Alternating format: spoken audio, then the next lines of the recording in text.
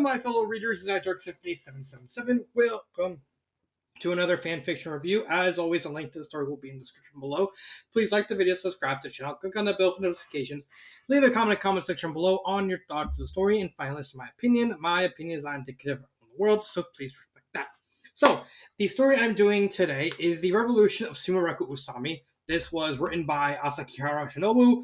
This is basically the guy who translated all these works and stuff like that.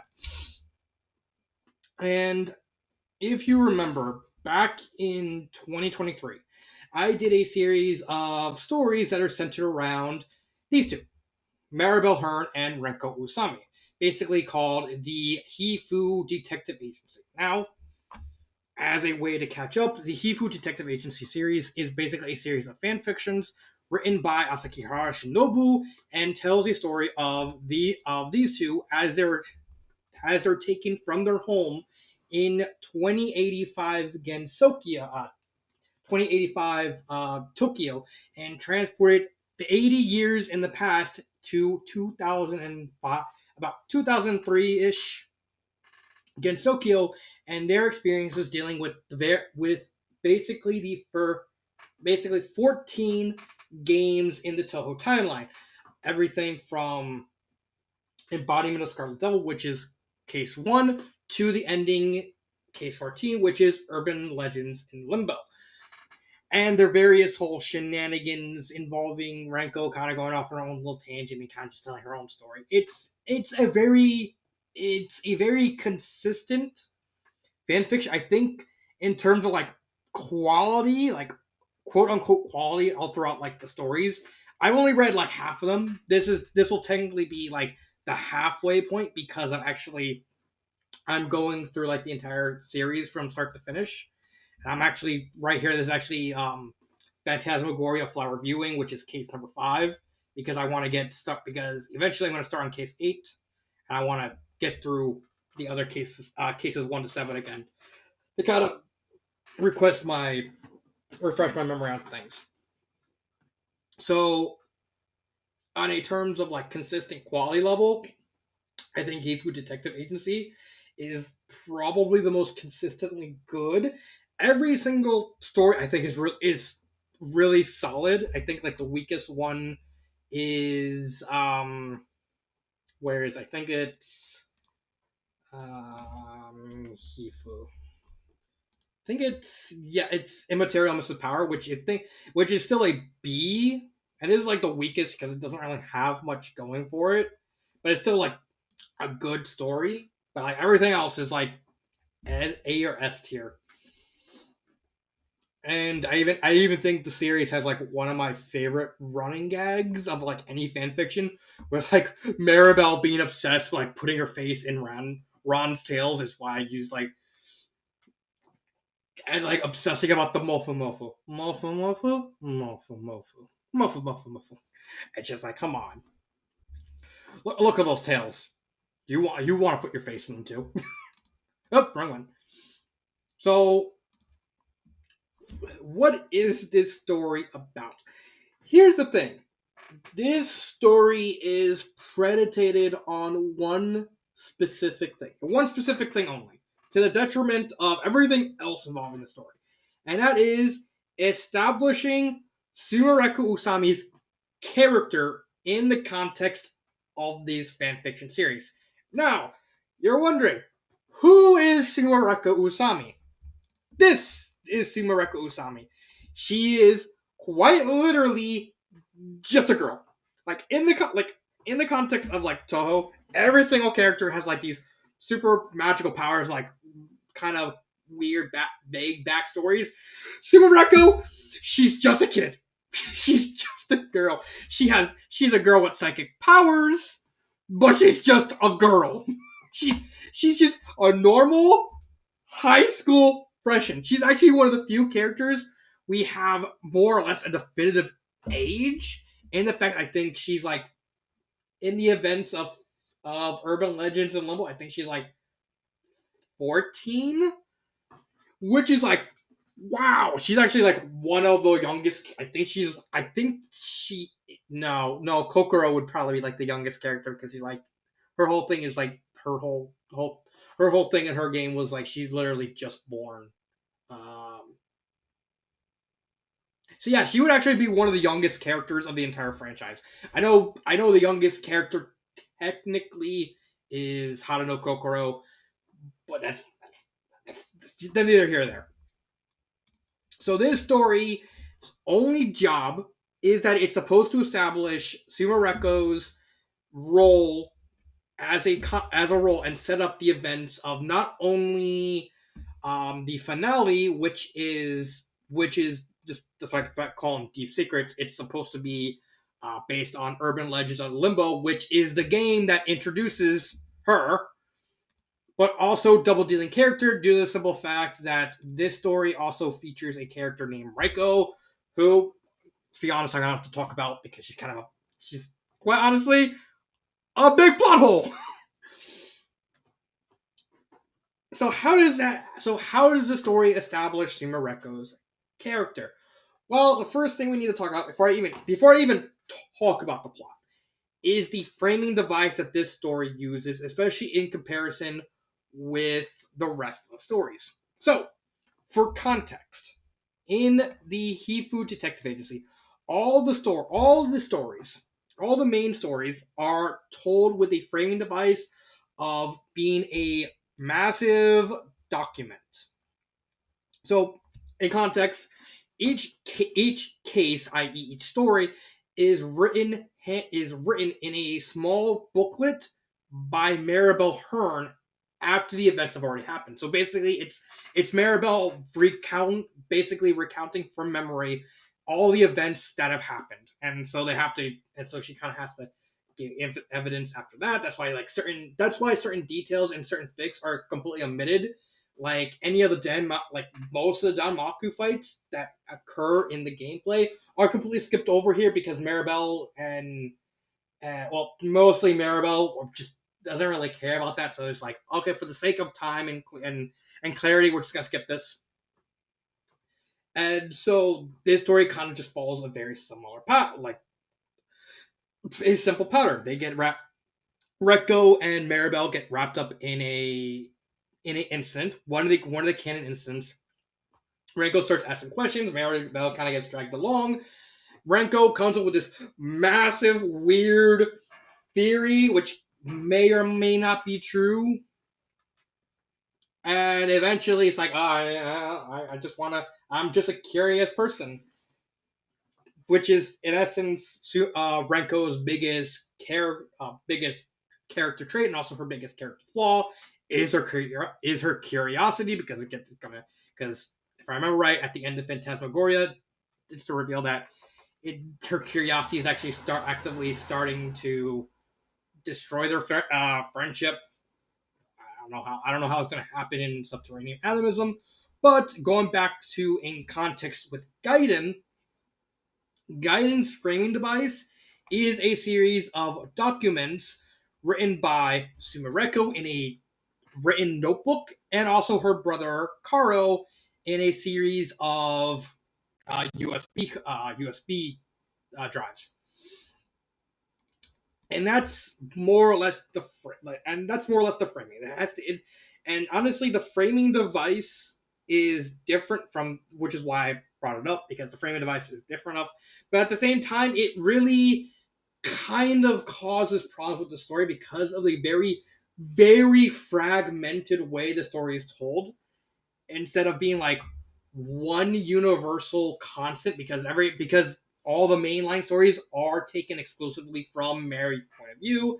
This story is kind of constantly switches between Sumireko and Karo's point of view, and so that caused not and while in different cases that wouldn't cause a problem. In this case, because of the whole fragmentary nature of the story, because the story, I'm gonna be honest, the story doesn't have much of a plot. It really doesn't. That causes problems with specifically Karo's character. I think Sumireko is fine as a character, but I'll talk about that when I get to when talking about Sumireko as a character. Plot wise, the plot can be summarily described as kind of detailing a lot of backstory behind Sumireko's character in the context of this, because Shinobu would basically kind of change slightly different characters, their backstories and motivations, stuff like that. And the same is true with Sumireko. And so the story is quite literally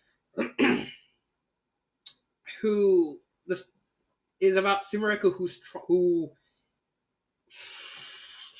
how do I describe it? Because it's such a that's kind of the problem I have with the story. Why I needed to do this story by itself, because this story is so different from the rest of the stories, because of the whole Gaiden thing. It's only vaguely canon to the rest of the series. It's, like I said, its only purpose is to introduce Simreko and kind of establish her character. But in terms of like the actual core plot, it follows Sumireko and uh, Karo as they're interacting with each other and trying to hide certain secrets. And Karo knows that Sumireko is psychic. Sumireko is like obsessed with fantasy. She's basically what we call a fantasizer, which is someone who is so obsessed with fantasy, she's actually mixing it up with reality. That's the core of Sumireko's character. And how that's told through the plot is that as the story goes along, she becomes more and more obsessed with the idea that there's a land of fantasy out there, which is true. Which is, since Gensokyo is real, it's basically a secluded land in Japan dedicated to fantasy. It's a really hard story to follow, because there's a lot of because there is a lot of random tangents throughout the entire story, which only really makes sense because the author, both Sumireko and Karo, tend to ramble. So it does make a bit of sense for that, for certain passages, because again, the framing device is a document in a USB drive, and apparently, I'm guessing, like, the Usami family is reading them past, like, after they passed away, and kind of just discovering this, because the last chapter of the story, which is actually from Renko's point of view, is basically just setting up them going to the funeral, which eventually leads to both Maribel and Renko going to Karo's house, which will eventually lead them into Sumireko's room, which would eventually lead them to being dragged 80 years in the past to Gensokyo.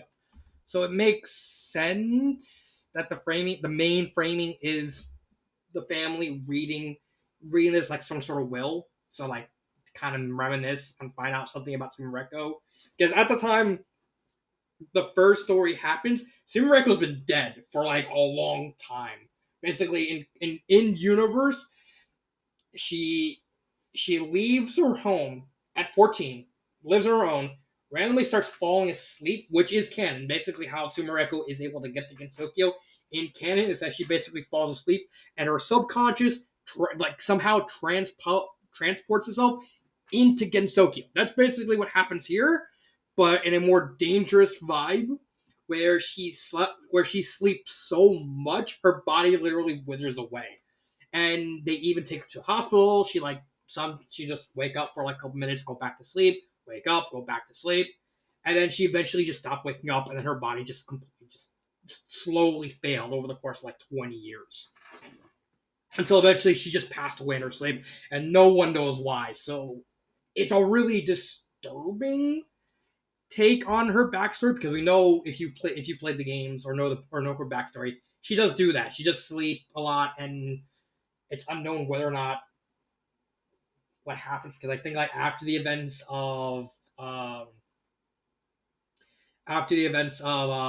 and Common Flower, she just completely disappears. So we don't know the so we don't know what happened to her after that, after 15.5. So, that's a lot of that. The whole point, in terms of plot, the end goal of this plot is basically to set up Sumireko's character and also role in the context of the finale, because the story, um the detective agency series has an end goal. It's basically Urban Legends Limbo. The entire crux and the entire conflict of the core conflict of the story, where how everything starts, is the fact that Sumireko passed away, and well, Ranko and Maribel wants to find out what happened. So now they're gonna. So the end goal, of course, is them running into Sumireko and eventually having to figure out what is going on. Now, granted, that story kind of ends in a cliffhanger because, of course, because the author decided to disappear forever, and then we got this. That's fine. Um, but it's just very hard to talk about the plot when the plot is focused on establishing a character whose own the plot is only job is to establish a specific character for to be used in another story. It makes it very hard to talk about it on a concept of plot because it's all just set up for the finale. And I don't know if that's a good thing or a bad thing. I understand there are some stories that are meant to, build like introduce a character, like retroactively introduce a character, but those stories usually do a better job of like establishing their motives and being like a while also introducing them, also act serving as like a sort of standalone plot. This really doesn't do that. It just introduces Sumireko, and that's it. That's all it does. And on a in like a conceptual idea, it that is done really well because Sumireko is like a very disturbing character in this version of Touhou. But that's all the story is. It doesn't add to the whole thing involving Renko and Maribel. It doesn't add anything to the overall plot of the main story. It barely functions as a standalone story, which these types of stories should be. They should be as like not only a companion piece, but also like its own thing, so that way it can be read like by itself. No, it's literally just set up for the finale. It's and double dealing character because of Reiko. That's all it does. And that just makes it so hard to to figure out why. And also figure out like talking about the plot. Because at the end of the day, it's just Sumireko and her brother talking, Sumireko finding out about learning about Gensokyo and trying to get there. It's just a confusing thing. I don't know. I don't really have anything else to say about the plot. Going back to the characters, you have Sumireko, Karo, and Reiko. I'm going to talk about Karo first. Karo is basically a stereotypical otaku, and not much else. That's the other big problem I have with the story. Is that Sumireko as a character, I think is fun. I think Sumireko's character is a very interesting, dark take on her character. The problem is, Karo and Reiko, who are the other two important characters of the story, they are just plot devices. They are not characters, they are plot devices. They are there to basically get Sumireko's foot in the door to Gensokyo. Karo basically has an in-universe game series that is about a bunch of girls firing lasers at each other. That is about girls firing lasers at each other for various unknown reasons. Created by a single guy who really, really loves beer.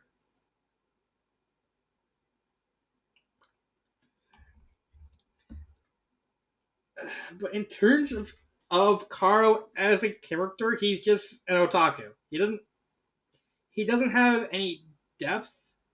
He doesn't have a character arc. He's just a plot device. As a plot device, him along with Raiko are fine as a plot device, but but it really shouldn't have been more. Consider the fact half of the story takes place from his point of view. Him just being a essentially flat character is kind of bad writing, which is sad because like these stories are really really good. And this one is just like, why? Even like the minor characters and like the other stories, they have more depth than Karo. They're not plot device. They're actual characters. Even if they're minor characters, they're still characters. Right? Raiko has it worse. Raiko. Oh my god, what to say about Raiko? Right. So this is Raiko. This is our. This is our other big problem with the story. She's a plot hole. Do you want to know why? Take one look at Raiko. Tell me. You want to know something? You see the girl? You see this girl with the red hair and the snazzy tie and the dress and the shirt, looking up some like female version of Michael Jackson. Well, that's not her. That's not her real body. This is. She is. Raiko is what is called a Tsukio Yami.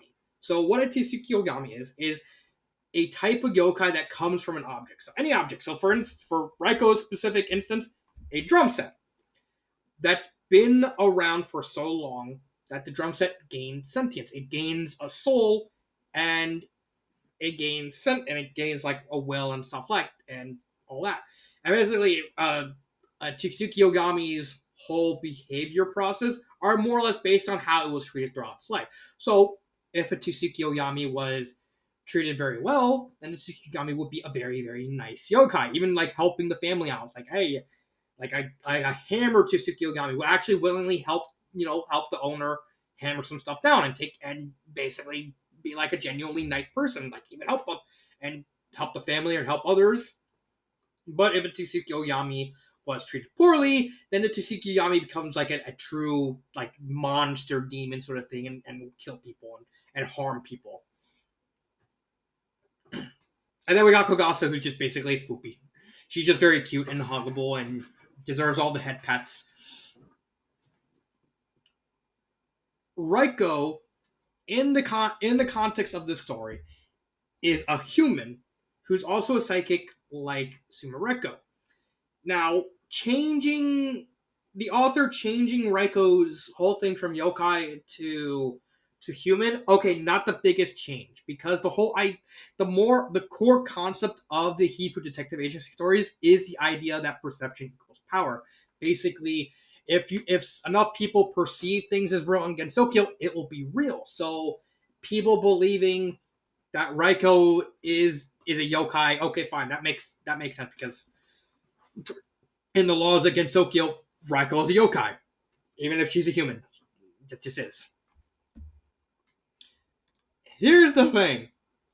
The story kind of implies that Raiko as a human, Raiko as a yokai are two separate beings. So across the story, I don't remember. I think this, yeah, like across this, Raiko explains to Sumireko that when she drums, she'll sometimes go into like a trance, and when she's like sees herself in like a storm cloud. Basically, Raiko has the ability to like control lightning and thunder stuff like that.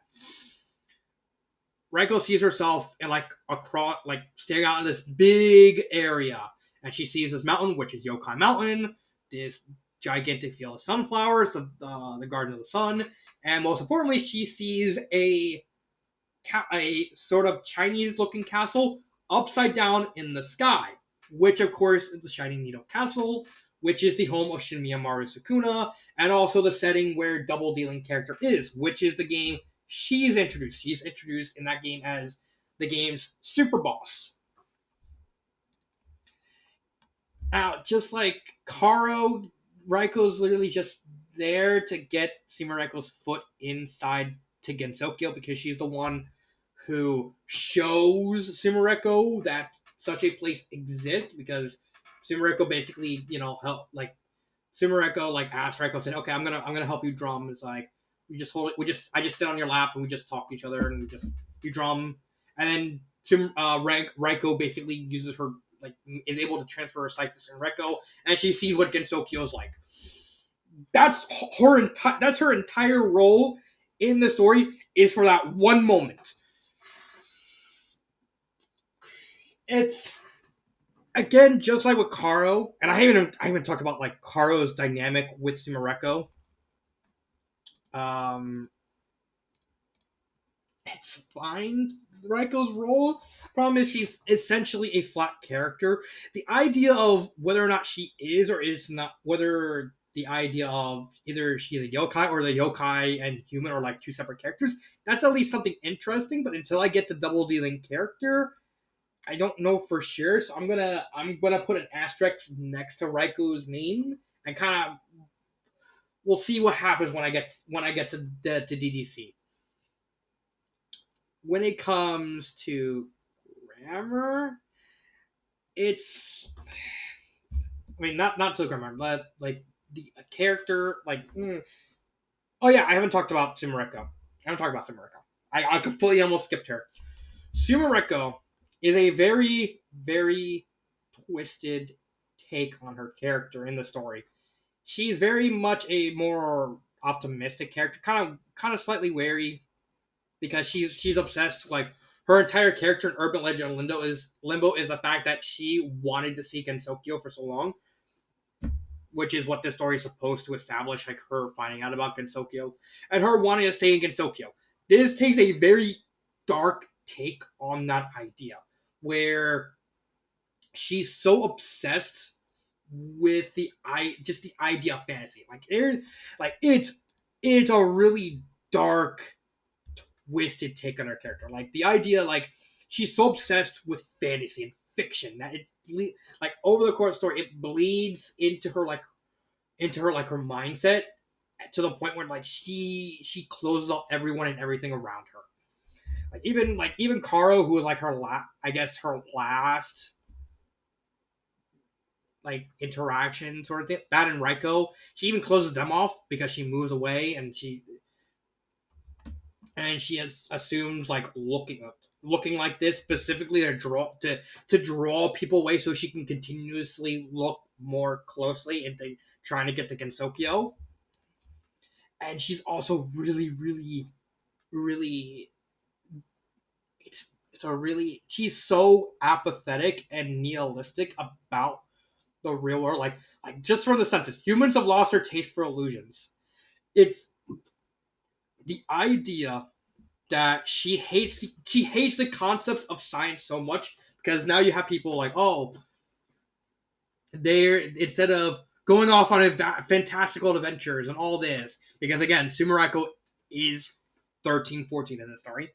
They're at a job making money and doing nothing and not going on fantastical adventures. That's just boring. That's trite. That's not interesting. And the point that she even, like, implies that she wants to go to America, like, I think it's actually in this story. Yeah, no, like, no one pretends to be a superhero. No one has a transformation sequence or any special attacks for, even with all those power technology. No one's ever built a Gundam. I'll never get to be a Precure. Someone's gonna be proud of that. Just Precure being mentioned. The world we live in is like, what if it's, yeah, why bother imagining anything yourself when there's a digital ocean of slick, polished lies already produced and delivered straight to your door for you to watch? Our dreams have been sold for a pittance. She wants to live in fantasy to the point where she wants to make fiction real.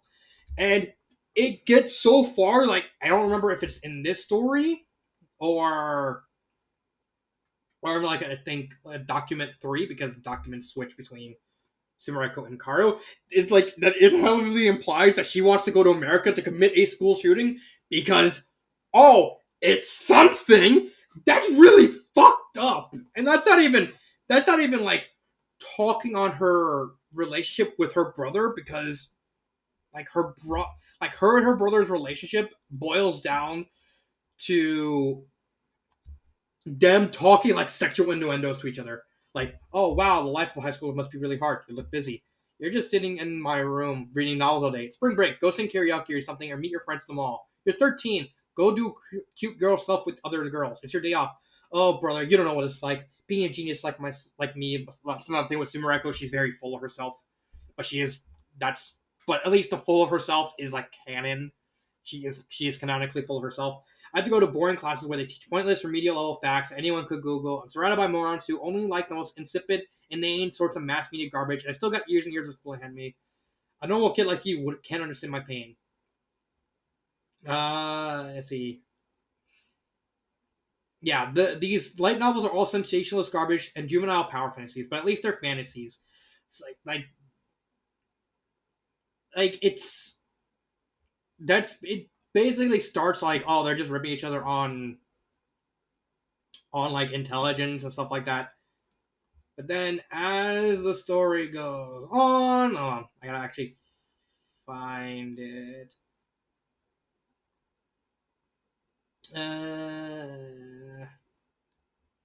Yeah, they're basically insulting it. And then as the story goes on, yeah, here it is. You're a high school junior. Shouldn't you have a girlfriend or something by now? Are you going to end up as a pathetic NEET after high school? Only exists to play online games and watch streamers on Nico Nico. Nico Nico, for those who don't know, it's basically the Japanese equivalent to YouTube. Well, wait, it's already too late. Like, it's yeah, Phantom Collection is the Touhou equivalent. So yeah, they're talking about like the 13-year-old talking about, oh, you like the character because she has big boobs. I mean, excuse me. It's not my fault that I like that some guys like some big gunks. The point is, it's a very uncomfortable relationship because they literally see you can see right here. It's not porn. I mean, some fans make that like stuff like that for the series, but all the kind of stuff is like that. That's almost even pathetic. What do you for instance? Like it's a really disturbing relationship because it half most of the story they're just talking like Yuri terms or sexual terms like oh you're hanging out with that Raiko girl, oh you must really be in love with that whole big sister dynamic. It's like, no, you probably just want to watch us do something sexual and all that stuff. Like it's I get that's the point. It's supposed to be disturbing to kind of sell the whole like to sell Sumireko's dark twisted mindset, but it's just cringy. All things considered, I don't like it. I get the point is that it's part of Sumireko's character that she's supposed to come off as like kind of off and kind of like full of herself and kind of like an asshole. Eh, but it doesn't mean I have to like it. When it comes to grammar errors, now I will say this was a story. The reason I didn't do subterranean animism to like Deep Secrets and this was because these were written like late 2013 and around not 2013 2023, and around this time fanfiction was actually starting to get into a lot of technological trouble because they had to migrate the servers, which caused a whole bunch of this. Like there was a bunch of stories that was literally like this because not only was the site going through like a server meltdown, but apparently I think something apparently the fan fiction servers at the time were completely just starting to break down, and they needed to transfer them to new servers, which caused a lot of problems. But also after that, a massive DDoS attack happened, which caused even more problems. Thankfully, the site is back to normal, but these stories were basically just like this. All like a lot of the story was like this. This is only here because it's like a translation thing and doesn't really add anything to the story. But I don't have any outside of that. I don't really have any issues with the grammar. Pacing wise, I don't think anything's wrong with the pacing. The sentence structure, it ties into the framing device. It's very schizophrenic, and it's because of the framing device, it comes off like very fragmentary and very confusing at times. If you're able to figure out what's going on, the pacing and the sentence structure does make sense, but it's a hard read to get through. It really is. So, would I recommend this story? No, I can't. I mean, if you're a hardcore Sumireko fan, and I know for a fact there are lots of fans that do like Sumireko, go for it. However, unless you are a Sumireko fan, I can't recommend it.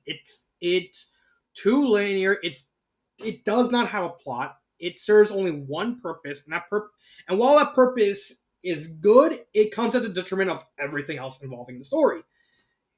Karo's not a good character. Raiko's not a good character.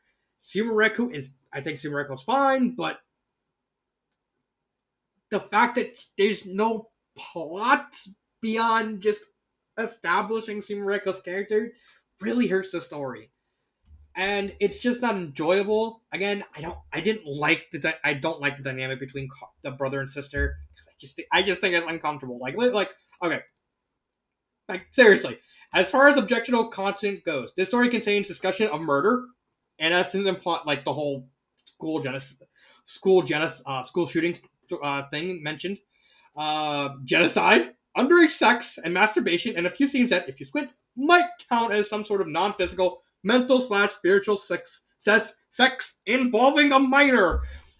Because Sumireko is 13 and slash 14 in this story. That is,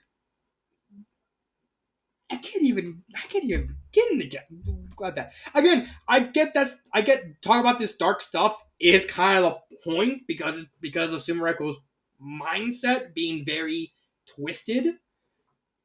It's still kind of cringe. I'm not gonna lie.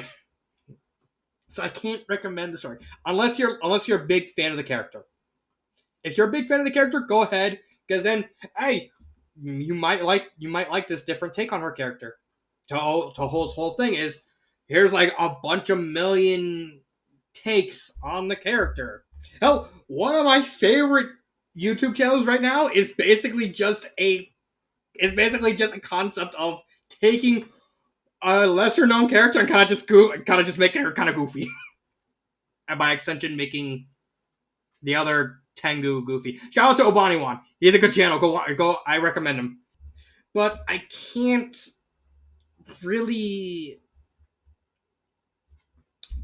I can't really say anything about anything more about the story because ah, I don't really. It's just I wanted to say more about the story, and that's honestly the main reason why I want to do the story by itself is because of how the story is written and how it is like how it does what it does. I have to do it by itself because it's just it. And also it kind of acts as a bridging point between the first seven cases and the second set of seven cases. Um, so I think that's fine. I don't really have anything more to say about this story. This has been Dark Symphony 777, and cut.